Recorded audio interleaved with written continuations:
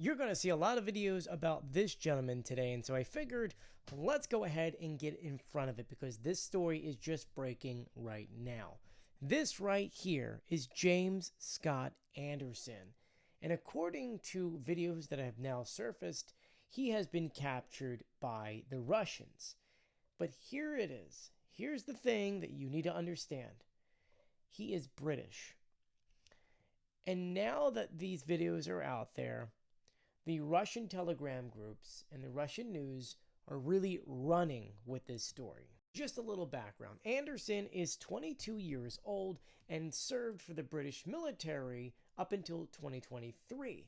Afterwards, he wanted to help Ukraine, and against advice from his dad, Scott, he decided to join the International Legion in Ukraine. This is where things start to take a little turn. Russia then started parading him on national television and started putting things online. You can see where this is going, right? According to the Russian report, he was in the Kursk region. Obviously, he's being considered a mercenary or a UK mercenary.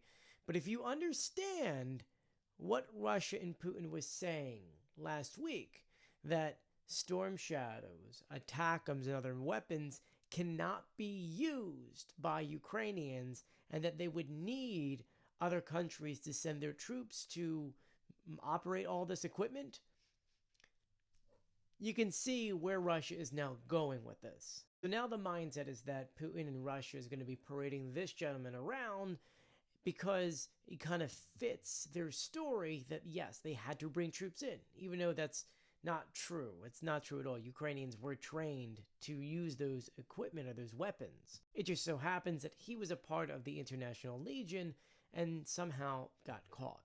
Anderson's dad started doing interviews. The latest one came from the BBC about 35 minutes ago, and he says here, "I'm hoping he'll be used for a bargaining chip, but my son told me they torture their prisoners, and I'm so frightened he'll be tortured."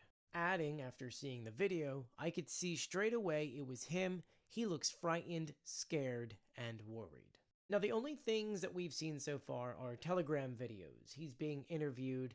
Those interviews have now been circulating everywhere, and we just don't know what's going to happen to him. It's one of these stories where I'm going to keep you guys in the loop about what's going on.